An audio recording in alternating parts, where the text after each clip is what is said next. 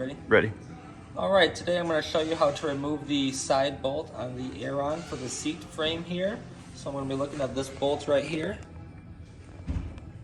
I have a 6mm or a T40 Torx bit on my driver. Today I have a T40, but a 6mm will also work.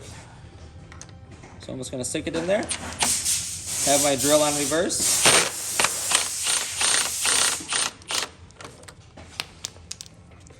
And it should come out just like that, all in one piece. And to reinstall, we'll just line up the grooves on the plastic nut to the metal grooves in the frame. See that? Alrighty. We'll go ahead and line it up with the seat.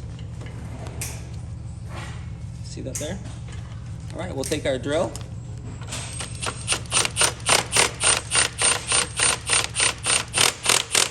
Until we feel it resist, and we're all set.